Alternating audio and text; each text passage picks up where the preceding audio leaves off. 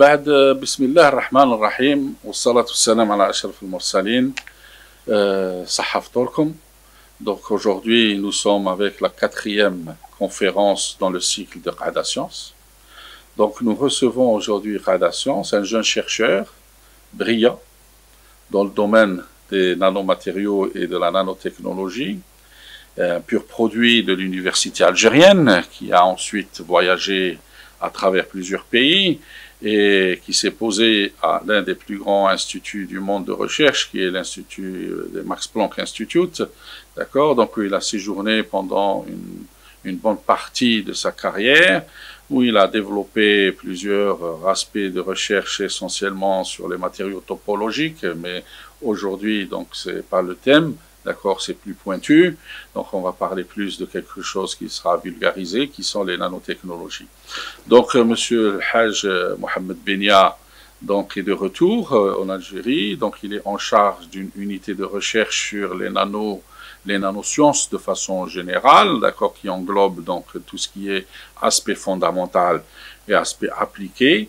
Donc cette unité dépend du Centre de développement des technologies avancées à Alger.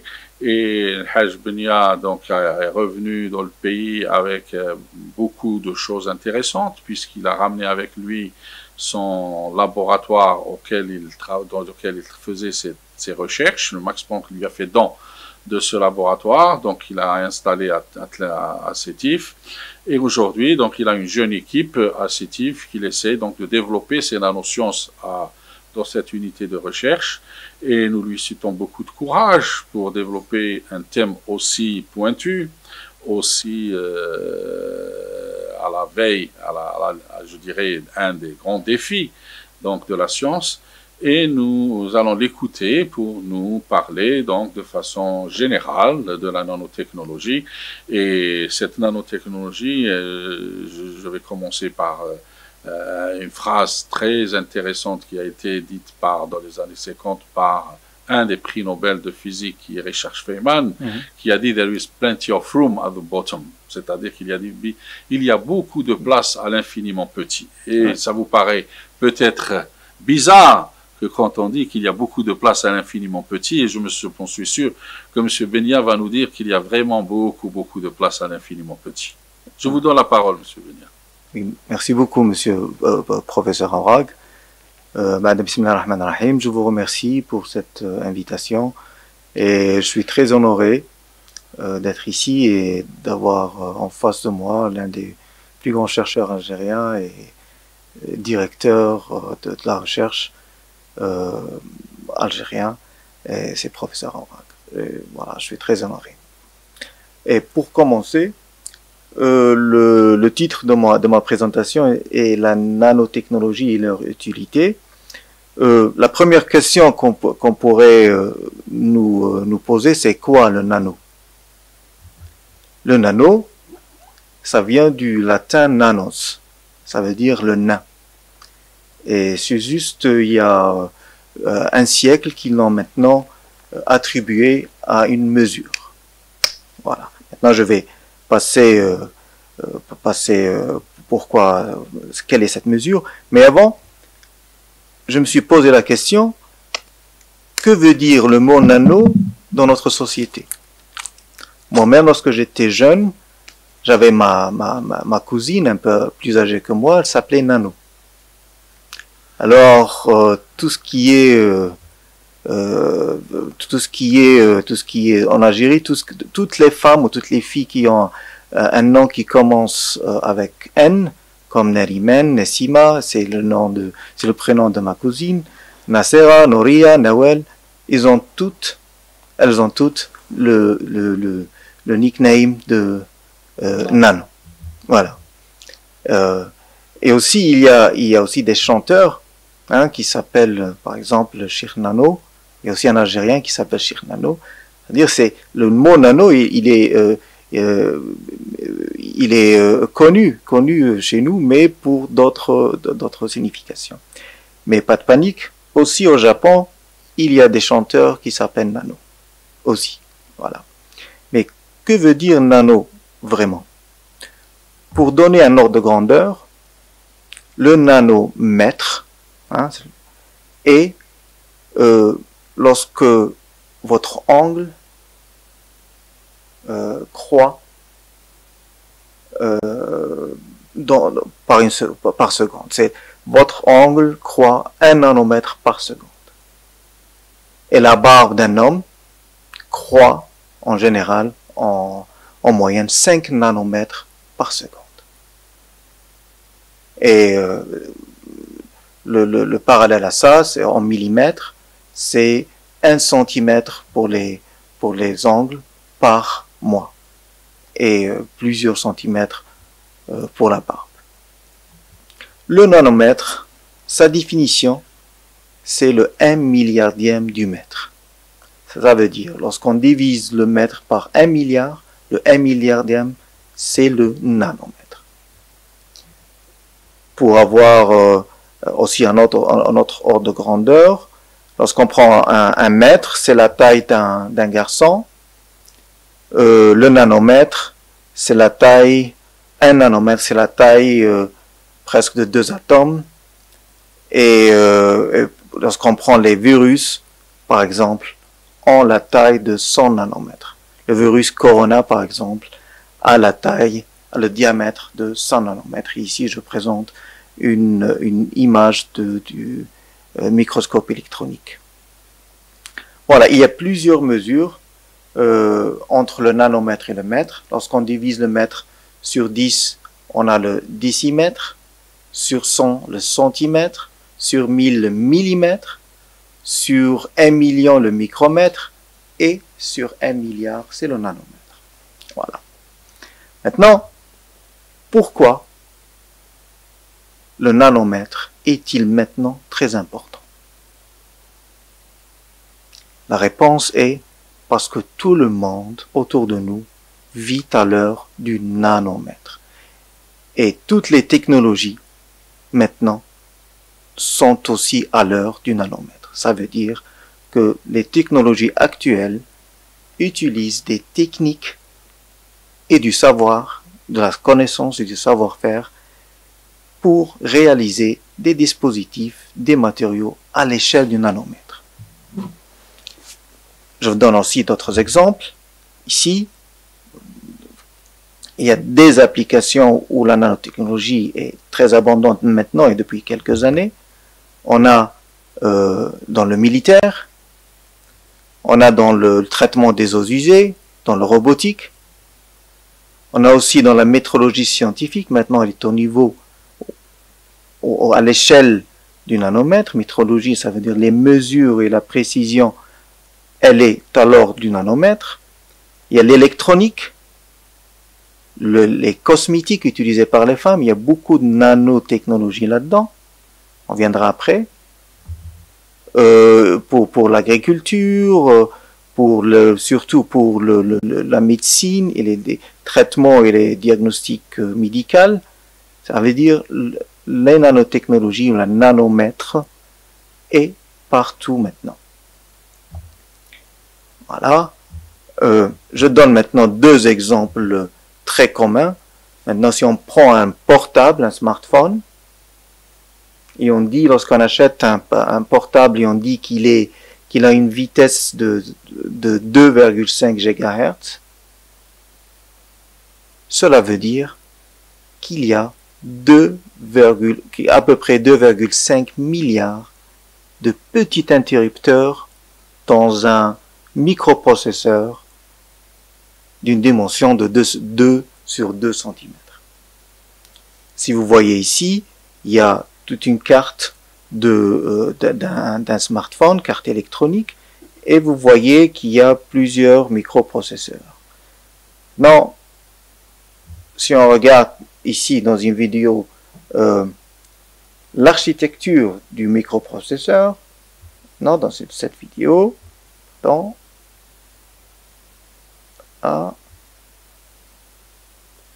on fait un zoom sur le microprocesseur ici du iPhone A8 et on regarde voilà, sa puce, elle est faite de milliards, de centaines de millions d'interrupteurs ou des transistors. qui sont faits, qui sont réalisés à l'échelle de nanomètres.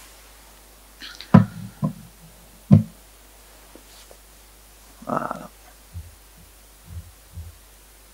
Par exemple, le nouveau microprocesseur de Apple, du nouveau iPhone de 2018, il a environ 5 milliards d'interrupteurs dans une dimension de 2 sur 2 cm, de centimètres carrés, avec une vitesse ou une rapidité, une fréquence de 3 GHz. Voilà, c'est juste pour voir, ces 3 milliards sont concentrés sur une très petite place, et c'est possible uniquement avec les nouvelles technologies et les nouveaux outils qui permettent cela. Voilà. Si on compare par exemple ce qui se faisait avec le premier ou le deuxième PC, computer, en 1954, il avait juste 10 000 diodes, 10 000 interrupteurs, et l'opérateur ici, le grand, qui fait peut-être 3 mètres carrés, il opère à une vitesse ou une fréquence de 1 MHz. Voilà. Pour voir. Et les téléphones, avant, c'était très grand et faisait que le téléphone. Maintenant, le smartphone avec le processeur, il peut faire beaucoup d'actions multitasking. Il peut faire le téléphone, le Facebook, tout ça, c'est géré par un microprocesseur fait avec la nanotechnologie, parce qu'il y a beaucoup d'interrupteurs, et ce qui fait la logique binaire qui traite, avec laquelle on traite et on programme le microprocesseur. Un autre exemple de nanotechnologie qui est aussi fréquente autour de nous, c'est la nanomédecine. La nanomédecine est très importante, et aussi pour la société, et elle s'est développée de façon fulgurante durant ces dernières 10 années. Pour la nanomédecine, il y a deux choses. Il y a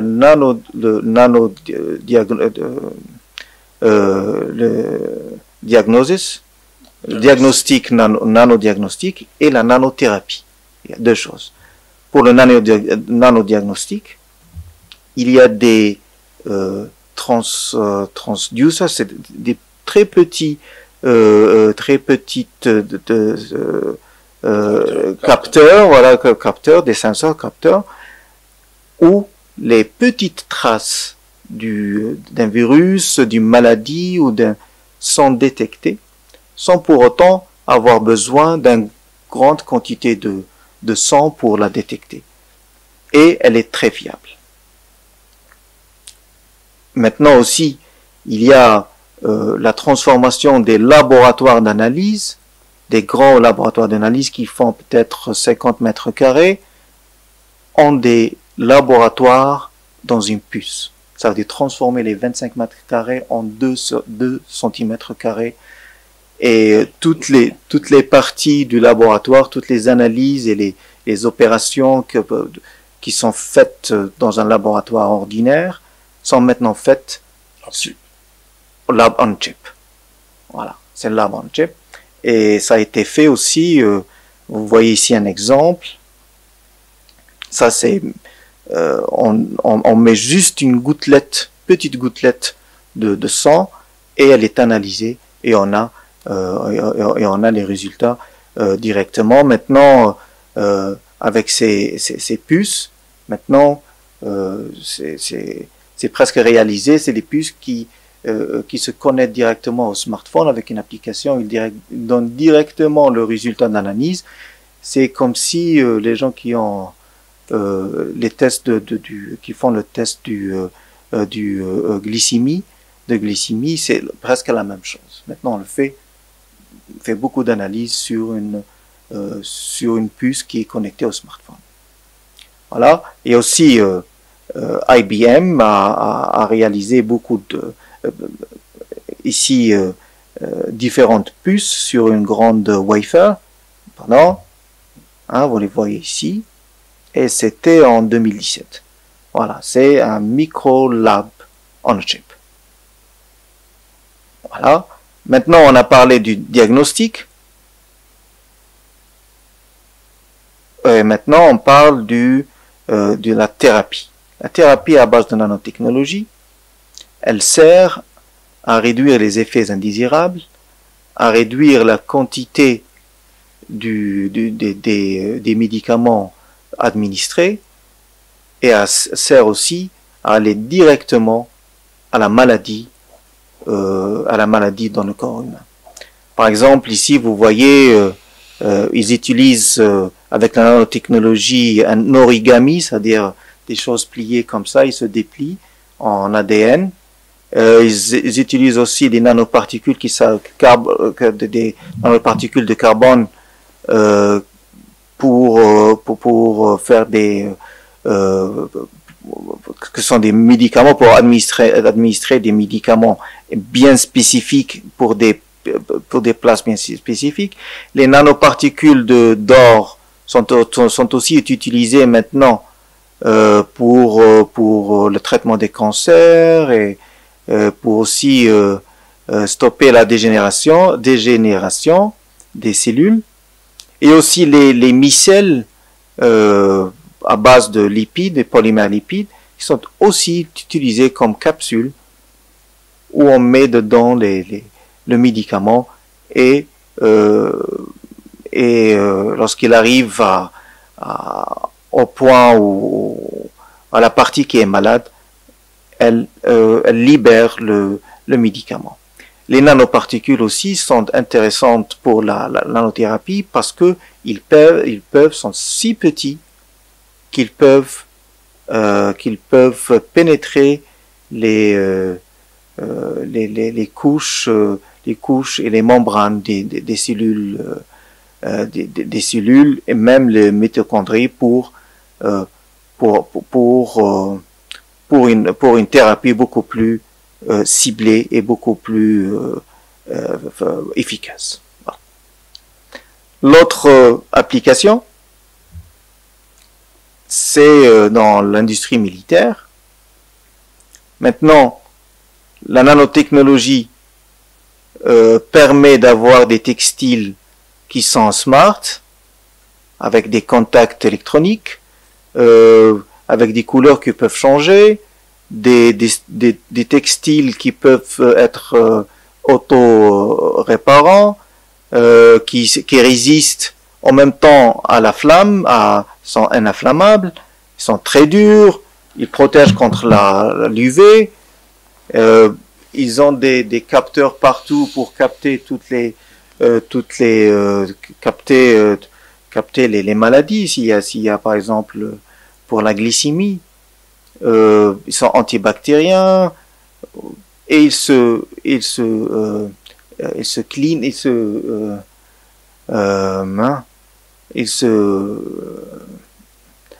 nettoient automatiquement. Et tout ça, maintenant, c'est possible de le faire. Et voilà, surtout dans l'industrie militaire, il y a aussi des combinaisons et des armures de combatteurs, de combat opérationnels. Maintenant, c'est fait depuis quelques années avec le gilet pare-balles et toute la combinaison, les habits que porte le soldat sont faits à partir de nanotechnologies, sont plus légères, versatiles, ils offrent beaucoup plus de confort et d'utilité. Voilà. Il y a aussi les nanorobots qui sont utilisés dans l'industrie militaire. Maintenant, pour la nanotechnologie, il y a 3 parties pour faire la nanotechnologie.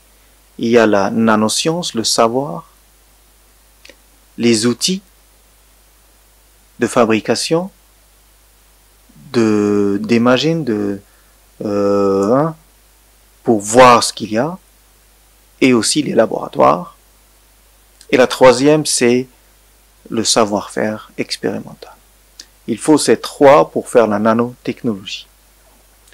Pour le savoir, le savoir et la connaissance en nanotechnologie, il est différent de ce qu'on connaît à l'échelle macroscopique ou microscopique. Je donne par exemple l'exemple de l'or, parce que vous voyez l'or ici, il est jaune, métallique, tout ce qu'on connaît sur l'or maintenant et qui est aussi noble, qui ne réagit pas avec l'air et il s'oxyde pas et tout. Si on passe à l'échelle, si on met des nanoparticules d'or, on peut avoir toutes les couleurs et on peut avoir même la catalyse, hein, on peut avoir de l'or réactif qui peut faire des réactions par exemple ici, de catalyse. Ça veut dire maintenant il y a deux sciences, deux savoirs différents. Il y a une ligne de correspondance entre les deux, mais le savoir qu'on connaît à l'échelle macroscopique est complètement différent du savoir à l'échelle nanoscopique. Même les outils qu'on utilise dans la microscopie ou la macroscopie ne sont pas valables pour la nanotechnologie. Voilà, ici, ces outils, on va pas y aller avec un tournevis ou avec un micro ou quelque chose de micrométrique. Il faut utiliser d'autres techniques que je vais présenter maintenant. Il y a, pour la nanofabrication, il y a deux méthodes. Soit deux méthodes bottom-up, hein, ou top-down.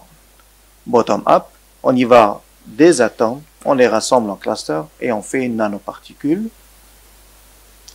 Top-down, on a un matériau et on le pulvérise et on fait des nanoparticules.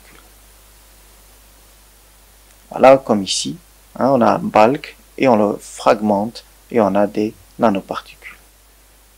Pour le top-down, pour le bottom-up, on a des atomes, on les met en clusters et on a des structures nanoscopiques. Pour le top-down, ici, on a surtout la nanolithographie, hein, ici,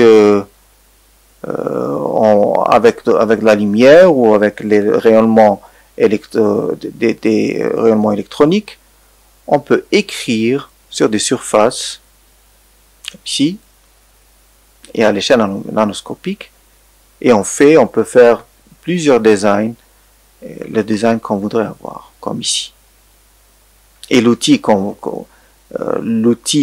utilisé surtout dans la nanotechnologie, c'est surtout les laboratoires en clean rooms, ça veut dire les chambres propres, les salles propres. Voilà.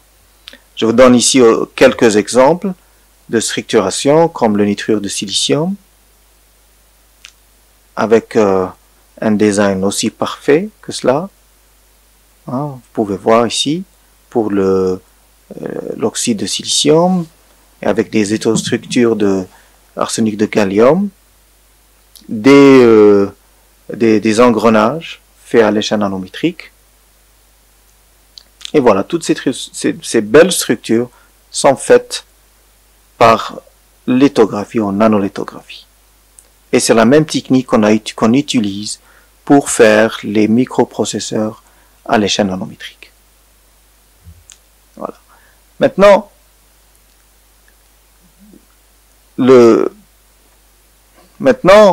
on voudrait voir comment le monde a introduit les nanosciences et nanotechnologies dans l'industrie, surtout dans l'industrie, et pour la développer encore plus. Si vous voyez maintenant ce graphe, vous voyez les dépenses publiques et privées en 2004 pour le Japon, les États-Unis, l'Allemagne, la Grande-Bretagne, Taïwan, et vous pouvez voir qu'en 2004, le gouvernement a injecté ici pour le Japon plus de 2 milliards de dollars dans l'industrie et recherche et développement des nanotechnologies. Les USA aussi ont injecté une grande somme ici, en marron, d'argent pour développer les nanotechnologies. Après une dizaine d'années, il y a un retour de l'ascenseur. Il n'y a plus vraiment de dépenses de l'État. Il y a beaucoup plus de dépenses privées dans la recherche et développement. Par exemple, ici, les États-Unis ont dépensé en 2014, ça c'est les nombres et les statistiques de l'Organisation pour l'économie et coopération et développement mondial. Les États-Unis que les privés ont dépensé plus de 17 milliards de dollars dans le développement, recherche et développement des nanotechnologies. Maintenant, le marché est très grand. Le marché est très grand dans tout le monde, y compris l'Afrique du Sud, qui a dépensé en 2014 31 millions de dollars privés. C'est des dépenses privées. Voilà. Maintenant, les nanotechnologies, on a beau à parler des bienfaits de la nanotechnologie et toutes ces applications, il y a aussi les dangers de la nanotechnologie. Toute cette industrie, elle fait des déchets des nanotechnologies. Toute cette industrie aussi, elle utilise des nanoparticules que l'effet sur la santé n'est pas vraiment connu, n'est pas clair.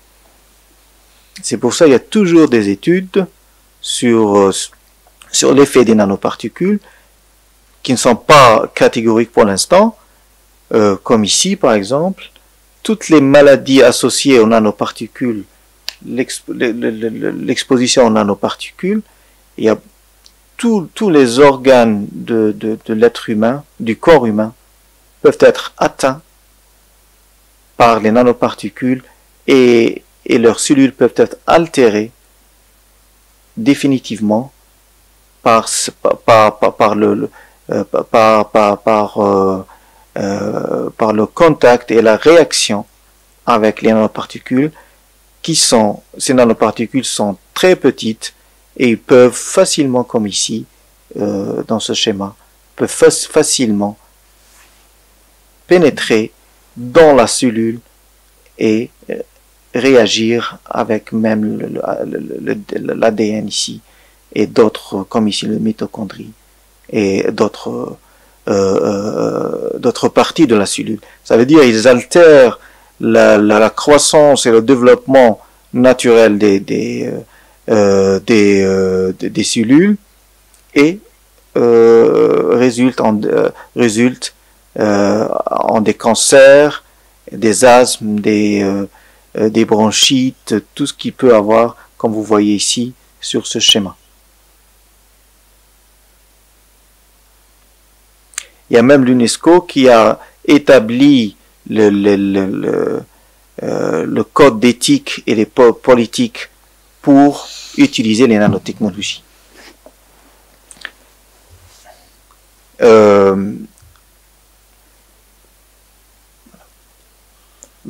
Voilà, maintenant on peut parler quelles sont les nanoparticules. Bien sûr. Je pense, merci de nous avoir fait cette petite introduction sur les nanotechnologies et de façon générale.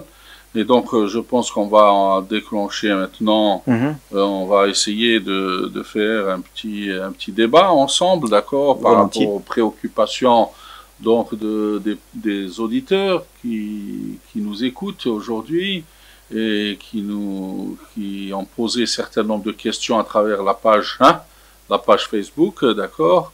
Et nous allons essayer de discuter ensemble sur cet aspect fort intéressant. Professeur, vous avez dit au départ qu'il y a deux approches dans les nanotechnologies. Il y a l'approche bottom-up et il y a l'approche top-down. C'est-à-dire qu'on peut aborder les nanotechnologies plus petit hein, au plus grand et du plus grand au plus petit, c'est-à-dire d'une approche.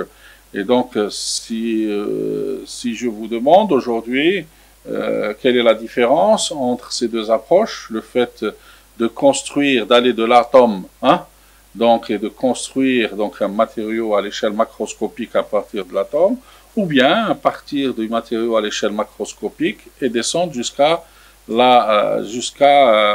au niveau atomique. Donc, quelle est pour vous, donc, quelle est cette différence entre les deux approches, si je fais l'approche bottom-up ou si je fais l'approche top-down? Oui, on utilise le bottom-up ou le top-down. C'est dépendant, ça dépend de l'application qu'on voudrait avoir. Si on voudrait disperser des nanoparticules dans un milieu bien défini, ces nanoparticules sont un amas d'atomes, il est préférable de commencer de l'atome, c'est-à-dire la manière chimiquement, on réalise les nanoparticules. Parfait. Et pour le top-down, c'est beaucoup plus utilisé pour les applications en électronique.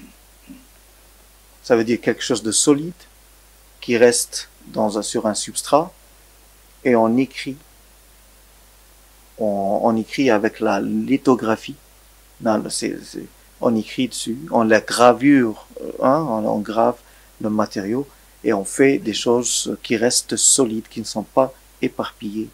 Voilà, c'est juste l'application. Et donc vous avez lancé dans votre introduction, vous avez dit qu'un matériau à l'échelle macroscopique, c'est-à-dire à l'échelle réelle, il a des propriétés, et quand on le met à l'échelle nanométrique, il possède des propriétés complètement différentes. Hein? Oui, exactement. Donc ça veut dire que si je prends par exemple de l'or, vous avez pris l'exemple de l'or, c'est-à-dire que l'or en tant que matériau macroscopique qu'on utilise chaque jour, il a des propriétés physico-chimiques. Hein? Oui. Et quand on le réduit à l'échelle nanométrique, il va posséder des propriétés complètement différentes. Exactement. Et donc c'est ça un peu cette particularité hein, de faire des nanomatériaux. Est-ce que vous pouvez nous dire un peu plus sur cet aspect-là? Moi, j'ai mon idée, je vais vous donner mon idée par la suite, d'accord, par rapport à cet aspect-là, mais je voudrais vous écouter par rapport et j'essaierai d'enrichir votre idée pourquoi il y a cette différence hein, entre un matériau, un produit à l'échelle macroscopique et à l'échelle nanométrique. Voilà. À l'échelle macroscopique, c'est connu, hein, on connaît les propriétés, mais lorsqu'on réduit la taille, les atomes voient aux alentours, si on prend un atome, dans le macroscopique, lorsqu'on prend un atome, il va voir qu'il y a une infinité d'atomes dans toutes les directions. Voilà. Ça fait pour lui une stabilité de réaction, parce qu'il sait c'est la même chose partout. Mais pour une nanoparticule, il n'y a pas cette infinité. Il y a un l'amas, hein, c'est quelques atomes, et ces atomes n'ont pas les propriétés du grand, parce qu'ils ne voient pas cette infinité, alors ils prennent d'autres états. Est-ce que, professeur, moi par rapport à ce que vous dites, moi je présume que nous savons tous que pour qu'un matériau réagisse de façon plus efficace, hein, d'accord, qu'il a une plus grande réactivité hein, par rapport à son milieu, on introduit ce que nous appelons la section efficace. Oui. Ça veut dire que je pense que dans le domaine des nanomatériaux, c'est la section efficace qui est plus importante. Pourquoi? Parce que je pense que quand vous prenez, je prends une boule, une sphère, d'accord? Vous avez une sphère, elle est définie par un volume, Donc elle a un volume et elle a une surface. D'accord? Oui. Et donc pour que j'augmente la réactivité d'un produit, il faut que la surface soit la plus importante par rapport au volume. Et donc quand vous allez prendre cette sphère qui a une surface et un volume, et vous allez la diviser en des milliards de petites sphères, d'accord, vous allez augmenter le nombre de surfaces spécifiques. Oui, exactement. Donc vous allez avoir des surfaces spécifiques qui sont plus importantes. Donc si vous allez augmenter le nombre de surfaces spécifiques, vous allez augmenter la réactivité. Donc de ce fait, peut-être, comme vous l'avez dit, que quand je passe de l'or à l'échelle ou d'un autre matériau à l'échelle du grand au plus petit, je vois que justement la réactivité augmente et donc les propriétés vont complètement changer, je pense. Oui, vous avez totalement raison. Il y a deux aspects ici. Il y a l'aspect réaction, interaction avec le milieu extérieur qui change parce qu'on a changé l'état électronique et on a changé les atomes maintenant lorsqu'ils ils aimeraient avoir d'autres réactions parce qu'ils ne sont pas stables pour avoir leur stabilité. Ils voient dans le milieu extérieur pour être plus stable, pour interagir, mais aussi parce lorsqu'on augmente lorsque par exemple on a un film continu comme ça, on a un mètre ici comme ça. Et lorsqu'on le met comme ça, en corrugé, en ondulé, en accordéon, pour le même mètre, mais lorsqu'on l'étale, ça devient peut-être 3-4 mètres. Donc on a augmenté la surface. Ouais. On a augmenté, lorsqu'on prend 3 mètres et on le met comme ça dans l'accordéon, on a une petite surface pour une surface spécifique qui est beaucoup plus importante. Voilà. Et là, justement, j'avais lu quelque part une anecdote lors de la guerre des Malouines, d'accord, qui s'est déroulée entre l'Argentine et l'Angleterre. Vous savez, donc il y a des îles qui s'appellent les îles du Malouines, qui sont du côté de l'Argentine, qui étaient à l'époque donc colonisées par les Anglais. Il y a eu plusieurs guerres entre l'Argentine et l'Angleterre pour ces îles. Donc, et dans une des guerres, dans les années justement 80, la dernière guerre des Malouines, vous savez que la plus grande flotte dans le monde, c'est la flotte anglaise, les destroyers anglais. Et donc, les Anglais ont perdu la guerre des Malouines, à l'époque en Argentine, par rapport à un aspect qui était méconnu à l'époque, un aspect de nanomatériaux. Pourquoi? Parce que vous savez, les Anglais, ils ont, comme j'ai dit, la meilleure navy, donc des navires qui sont, parce qu'on cherche dans un navire qui soit le plus robuste et le plus rapide.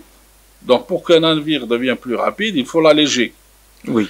Donc au lieu d'utiliser des alliages d'acier pour fabriquer leurs destroyers, ils utilisaient des alliages d'aluminium. Ah, ouais. Et donc ils avaient développé à l'époque, donc ils avaient fait ce que nous appelons du broyage universel pour rendre de l'aluminium de l'échelle réelle à l'échelle nanométrique. Et donc ils fabriquaient des alliages d'aluminium à partir de l'alliage qu'ils avaient broyé à l'échelle nanométrique. Ils ont construit ça. Mais ils ne savaient pas une chose à l'époque. Comme vous l'avez si bien dit, professeur, vous avez dit qu'un matériau, quand il passe de l'échelle macroscopique à l'échelle nanométrique, ses propriétés changent complètement. Ouais.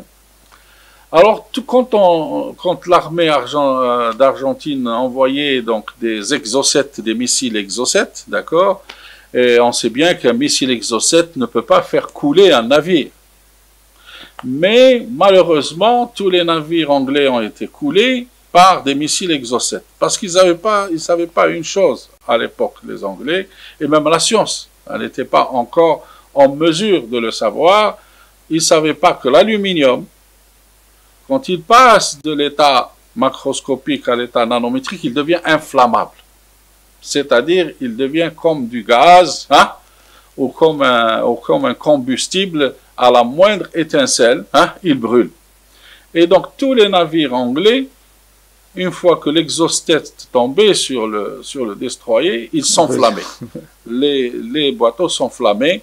Et donc, on a découvert à l'époque les alliages d'aluminium, l'aluminium à l'échelle nanométrique, alors qu'à l'échelle normale, vous mettez une flamme devant de l'aluminium, il ne s'enflamme pas.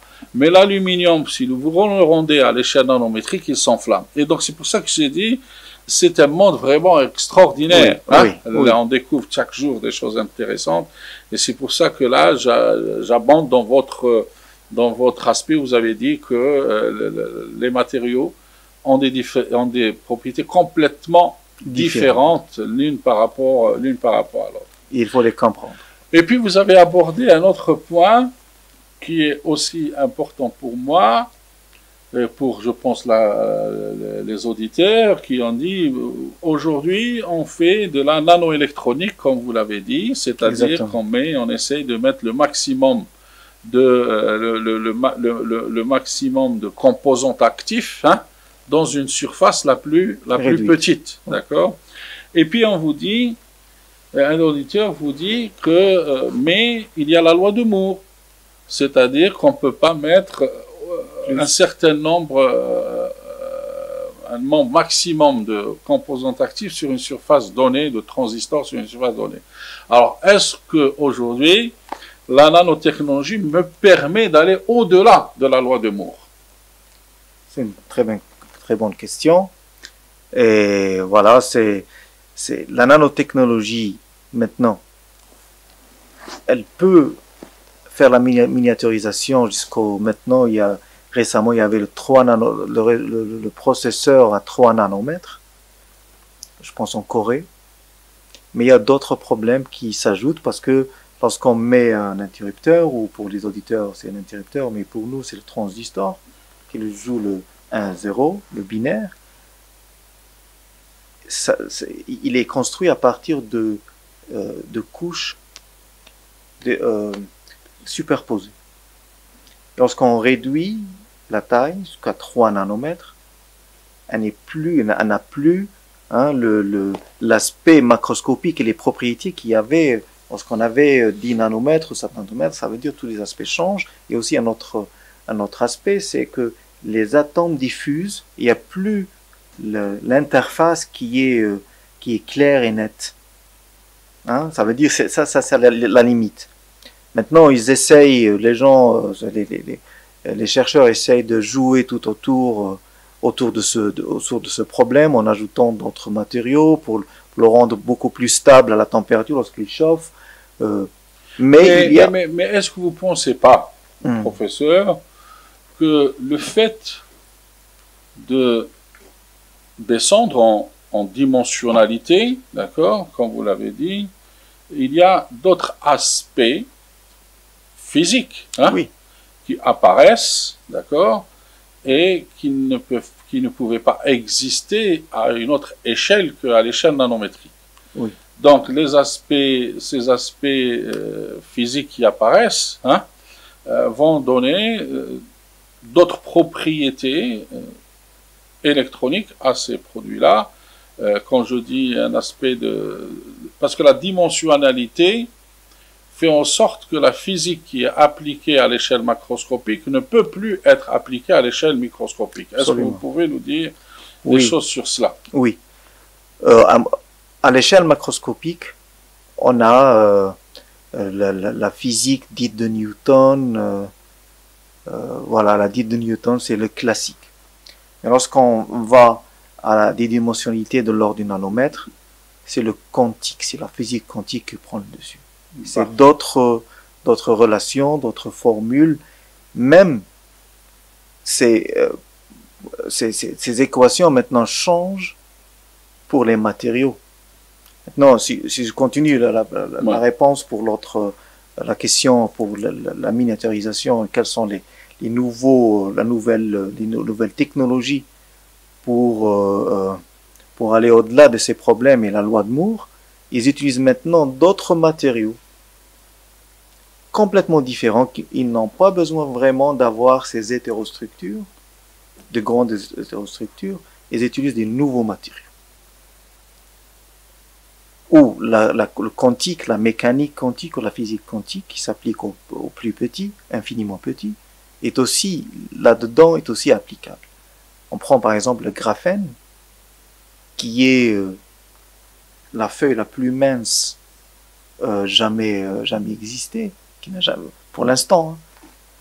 Elle a l'épaisseur d'un atome de carbone. Elle est faite de carbone et c'est une feuille à l'échelle linéaire de carbone. Chaîne deux-dimensionnelle de carbone. Une feuille de carbone. Voilà, à deux dimensions. Elle est très solide et elle a des propriétés très particulières qui donnent beaucoup d'espoir pour remplacer justement les anciens semi-conducteurs, les anciens transistors à base de semi-conducteurs où on a besoin de faire beaucoup d'exostructures. Non, avec le graphène, même l'équation la plus connue de la mécanique quantique qu'on appelle l'équation Schrödinger, pour les gens spécialistes, elle ne s'applique pas vraiment. Parce que là, pour le graphène, les électrons ne sont plus des électrons comme dans les autres atomes qui ont une masse qui les donne une certaine propriété et donne certaines propriétés aux matériaux où ils vivent. Maintenant, les électrons dans le graphène, ils peuvent avoir des caractéristiques du photon. C'est-à-dire, même lorsqu'on regarde les propriétés de l'électron dans le graphène, c'est la rapidité, c'est vraiment rapide, et l'équation de Schrödinger ne s'applique plus. On applique une autre qui est un peu qu'on appelle l'équation de Dirac. C'est même à l'infiniment petit, la mécanique quantique, il y a beaucoup de formules et beaucoup de théories qu'on applique à chaque matériau. Et voilà, lorsqu'on utilise maintenant le graphène, ou les matériaux qui ont la même structure du graphène, qu'on appelle les matériaux à couches, 2 couches, 3 couches, et qui donnent des propriétés électroniques extraordinaires et qui ne s'arrêtent même pas à la physique ou à la logique binaire qui est utilisée pour les microprocesseurs utilisés aussi dans la loi de Moore. Maintenant, ils vont vers l'informatique quantique. Hein, comme vous l'avez si bien dit au début pour Feynman, il a aussi dit le quantum computer, l'informatique quantique, verra le jour un jour. Mais avec ces matériaux, ils viennent au bon moment. Parce que maintenant la miniaturisation est arrivée au terme. En même temps, il y a d'autres matériaux qui ont été découverts avec des propriétés extraordinaires, comme aussi les isolants topologiques que vous avez dit, qui sont aussi magnifiques.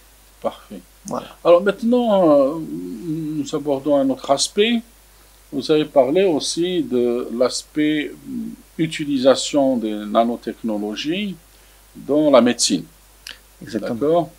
Et vous avez dit que la nanotechnologie est utilisée dans 2 aspects de la médecine, soit l'aspect donc comme outil de diagnostic, hein, comme ou un outil thérapeutique. D'accord ? Est-ce que vous pouvez nous donner des exemples, par exemple, d'outils technologiques et quelques exemples d'outils thérapeutiques, hein, dans la nanotechnologie? Oui. Les exemples, il y a toujours les exemples les plus utilisés maintenant, c'est les nanocapsules. C'est-à-dire on met des capsules où il y a un vide dedans et on met le médicament dans ces capsules. Et on injecte ces capsules dans le corps humain. Ils ont, pour l'instant, un effet fluorescent, on peut les voir. On ajoute des fois des agents fluorescents pour les voir dans le corps humain avec avec le scanner par exemple. Et on peut cibler la partie la partie malade dans le corps, dans l'organe,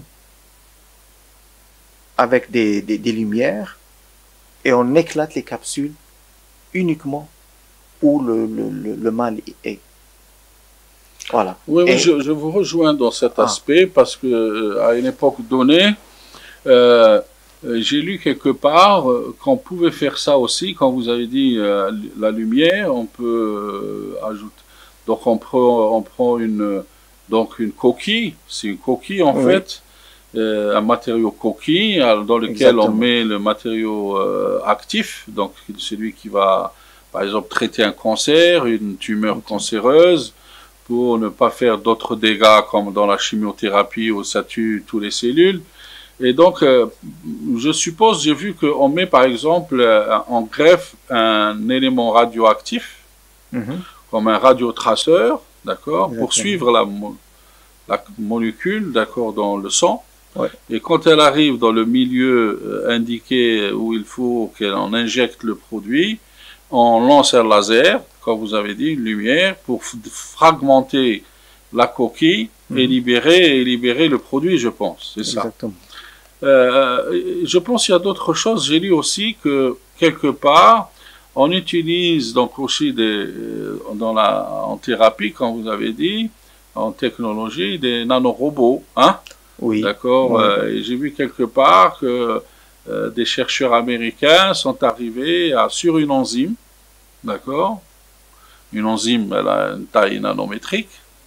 On greffe une petite hélice en platine. Donc sur l'enzyme, on met une hélice en platine à l'échelle nanométrique, et quand on l'injecte dans le sang et dans une veine, par exemple, et on sait qu'une enzyme au contact donc de l'hémoglobine, d'accord, elle commence à spinner, elle commence à tourner, et ça fait en quelque sorte comme une foreuse.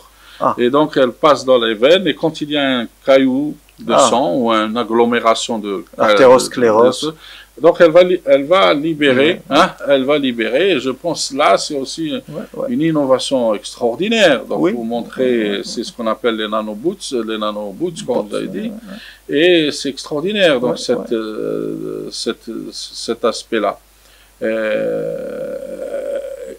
Et vous avez abordé aussi un dernier aspect dans votre conférence. Vous avez dit tous les aspects dangereux des nanomatériaux. Les nanomatériaux sont très dangereux. Vous avez dit, si on ne prend pas précaution, ils peuvent faire beaucoup de dégâts.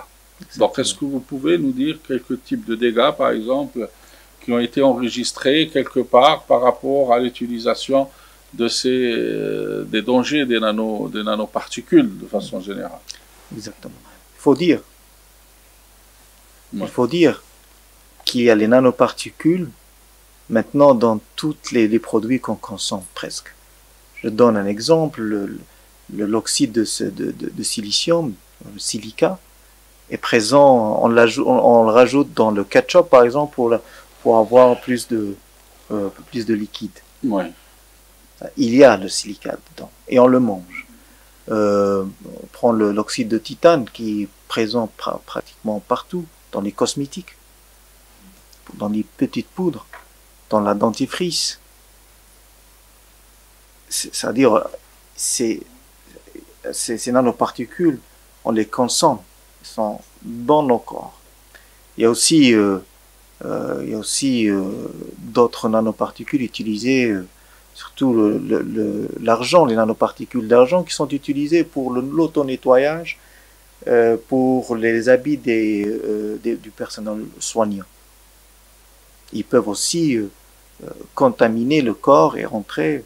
Maintenant, c'est-à-dire, en fait, c'est des matériaux qui sont à l'échelle nanométrique, et donc on les prend pas en considération, mais en fait, le fait que on les voit pas, ils sont à l'échelle très petite, on les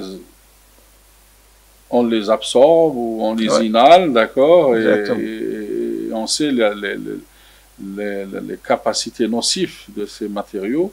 Donc ça veut dire qu'il faut faire très attention dans l'utilisation, c'est-à-dire, et c'est pour cette raison que peut-être aujourd'hui cette notion de protection est importante, d'accord. Et développer nos propres Voilà, et outils. donc c'est pour ça que je dis que peut-être dans un avenir proche, hein, Oui. dans un avenir proche, le fait de porter une bavette, comme aujourd'hui, hein, parce qu'il y a le Covid, on va arriver à une ère, d'accord, où il faut porter la bavette tout le temps dans sa vie. Parce que tous ces aérosols qui sont dans l'air, qui sont à l'échelle nanométrique, on peut avoir des nanoparticules de tout genre. Ouais, exactement. Elles ne nous tuent pas tous de suite, hein, mais elles ont un effet retardataire, ouais. C'est-à-dire qu'avec le temps, hein, Ouais. on va absorber tellement d'aérosols à l'échelle nanométrique, de nanoparticules donc nocifs de nickel ou d'argent, etc. Et avec le temps, hein, ça va se répercuter sur notre santé. Exactement. Et donc, ce qui fait que le port de masque, le port de bavette va devenir de plus en plus obligatoire, hein, d'accord, pour les générations à venir. Et c'est pour ça que la pollution aujourd'hui est un élément très important pour prendre en charge tout ceci. Et donc, moi, j'arrive à une dernière question pour terminer. Puisque nous sommes dans le Covid-19, comment peut-on neutraliser, comment peut-on détecter des nanoparticules? Nous avons des nanoparticules. Comment peut-on neutraliser des nanoparticules? C'est-à-dire, comme vous avez dit, vous avez un milieu où vous avez beaucoup de nanomatériaux, un virus par exemple. Donc plus il augmente le nombre, plus la section, la surface spécifique va augmenter.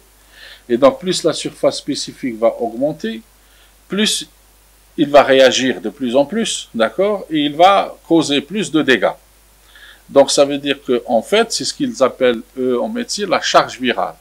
Donc la charge virale, c'est ce nombre, hein, nombre de ces virus, d'accord, qui sont dans le corps humain. Au-delà d'une certaine charge, ils vont être dangereux, et au-delà d'une charge plus petite, c'est plus détectable. C'est pas dangereux.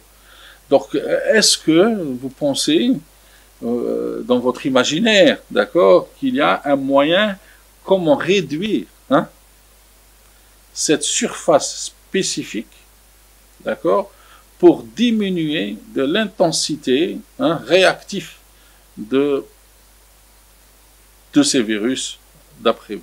Si vous avez peut-être une idée comme ça qui vous passe par la tête, d'accord, pour pouvoir se dire que peut-être comment justement agglomérer. Oui. C'est-à-dire que j'ai plusieurs virus, d'accord, et je vais les agglomérer, hein, pour qu'ils aient une taille plus importante, d'accord, et réduire leur surface spécifique. Est-ce que, peut-être dans l'imaginaire, comment on peut agglomérer, hein, c'est-à-dire en quelque sorte, c'est comme si vous avez un aimant, d'accord, et vous allez attirer toute la limaille de fer qui est autour de cet aimant et les capter. Parce que moi je pense que la solution du Covid-19 n'est pas une solution chimique, comme tout le monde le pense, c'est-à-dire par des vaccins ou par des produits chimiques, mais que peut-être la solution est peut-être une solution physique. Hein? Il y a peut-être une solution physique ou peut-être l'électromagnétisme, hein, pourra peut-être jouer. Je ne sais pas si vous avez une idée sur ça pour qu'on puisse terminer cette rada. Hein? Moi, je vois que votre idée, elle est très bonne. Moi, j'ai jamais pensé à cela. Mais ça m'a donné un petit peu... J'imagine très bien ce que vous venez de dire. Oui, c'est possible de le faire avec des techniques par exemple, on fait des surfaces avec des états magnétiques qui tournent à l'échelle nanoscopique et on peut les attirer, comme les scarmions, c'est des états magnétiques. On peut aussi utiliser des nanoparticules magnétiques ou c'est une question qui demande une réflexion beaucoup plus approfondie. Mais cela étant, il y a pour les nanoparticules, en général, il y a des collecteurs. On peut faire des collecteurs de nanoparticules et voir la dose qui a été consommée par l'être humain dans un espace bien défini. Et on peut diminuer la dose, c'est-à-dire le minimum de dose pour être détecté, on peut le diminuer ça, avec le développement. Et pour les virus, c'est vrai que les virus sont de la taille nanométrique. On peut peut-être les voir avec les outils de nanotechnologie et on peut les comprendre plus, hein, comme avec le STM ou avec ce microscope qui peut voir les petits détails du virus et les comprendre plus pour avoir plus de données plus de données physiques pour peut-être trouver des failles et des points faibles pour pouvoir les cerner et les neutraliser. Parfait, professeur. Donc, vous avez développé un gant, hein, vous avez appelé le gant désinfectant. Le gant désinfectant, hein, donc si on peut voir pour que les gens comprennent, d'accord. Ce gant, voilà, on va le montrer, d'accord. Alors, ce gant, il faut bien que les gens comprennent que c'est un gant désinfectant qui n'est pas fait pour le grand public, hein, mais c'est un gant qui est essentiellement destiné aux gens qui sont le plus en contact, hein, avec le virus. C'est-à-dire le personnel de nettoyage dans les hôpitaux, les pompiers, les sapeurs-pompiers, les ambulanciers, d'accord, qui sont en contact. Et ils ont des gants normaux qu'ils doivent changer à chaque fois, d'accord. Et donc, parce que ce gant, quand on met, qui est très simple, donc ça veut dire qu'il peut toucher, mais le virus reste toujours dans les gants, d'accord. Donc, c'est un moyen de protection, mais c'est pas un moyen de lutte, d'accord. Donc, votre gant, c'est en même temps un moyen de protection, d'accord, puisqu'il est mis sur un surgant, c'est un surgant, d'accord. Mais en même temps, c'est un moyen de lutte, c'est-à-dire que c'est un moyen où ce gant est imprégné donc d'un désinfectant, d'accord, et qu'il peut en même temps donner la chance à la femme de ménage, hein, ou à l'ambulancier, ou à celui qui manipule, d'accord, des objets à l'hôpital. En même temps, il se protège, et en même temps, il désinfecte à la fois l'endroit, hein. Et donc, je pense l'innovation dans votre gant, c'est cet aspect innovant qui en même temps protège et en même temps désinfecte le lieu sur lequel vous mettez. Donc, vous n'avez pas le risque, d'accord, qu'avec l'ancien gant qu'il y avait auparavant, vous protégez, mais vous avez le risque de transporter le virus d'un endroit à un endroit si vous touchez un autre endroit, hein, donc ou un objet par rapport à ce virus. Donc voilà un peu, je pense que ce gant, pour que les gens comprennent, c'est pas un gant que tout le monde va mettre avec un gant humidifié, mais c'est un gant qui est destiné essentiellement pour les personnes qui sont en contact, hein, direct avec le virus. Maintenant, comme on est dans la nanotechnologie, vous êtes dans les nanotechnologies, professeur, je vous demande, puisque nous avons dit que ces nanoparticules ont des propriétés beaucoup intéressantes et qui peuvent avoir des effets antibactériens, hein, antiviral, d'accord, antiviral. Est-ce que vous n'avez pas pensé, vous réfléchissez pas, par exemple, à développer un gant antibactérien et un gant antiviral en projetant, d'accord, ou en mettant une matrice donc de tissu et en mettant des fibres, donc des nanofibres, et augmenter donc l'efficacité antibactérienne de ce gant. L'idée est très bonne. Logiquement, ça va dans la logique des choses. Lorsqu'on est nanotechnologue, normalement, on pense à ces genres de solutions et voilà, on y pense et ça demande un peu de recherche sur les matériaux utilisés nous, dans notre labo, on utilise un peu de l'anatase, c'est le dioxyde de titane. On a une certaine quantité et on l'utilise maintenant pour désinfecter les surfaces, surtout du verre, surfaces, on l'utilise comme peinture. Et on pourrait aussi penser à d'autres nanoparticules. Il faudrait peut-être penser à un type de résine, hein, oui, à un type de résine qu'on mettrait dans un gant, d'accord, et cette résine, elle est antibactérienne, le virus ne peut pas s'accrocher à cette résine, donc le gant vous protège et en même temps, il n'est pas porteur, pas porteur de virus. Je pense que c'est une idée qu'il faut creuser. Alors, professeur, je vous remercie pour cet excellent débat que nous avons mené. Et donc, je vais terminer par l'homme qui a introduit les nanotechnologies il y a dans les années 70-80, un certain romancier qui s'appelle Drexler a écrit un livre qui s'appelle Prey, d'accord, où il a dit nanotechnology is a big issue in a small world, c'est-à-dire c'est une révolution extraordinaire dans un monde infiniment petit. Et donc je pense que c'est ça, nous sommes à l'ère de Prey, de ce livre de Drexler extraordinaire, qui avait fait donc des projections futuristes sur ce monde des nanotechnologies. Aussi, nous le vivons. C'est le Nostradamus, d'accord, des nanotechnologies. Alors encore une fois, professeur, merci pour cet excellent débat que nous avons eu autour des nanotechnologies. Je pense que c'est un domaine très vaste. Et puis je vous dis bon retour à Sétif et Saha Sahorkum, hein? Saha Sahorkum, c'est moi qui vous remercie, monsieur le professeur, et voilà, ça a été un honneur de partager les idées et de vulgariser un peu les nanotechnologies. Merci. Texaha.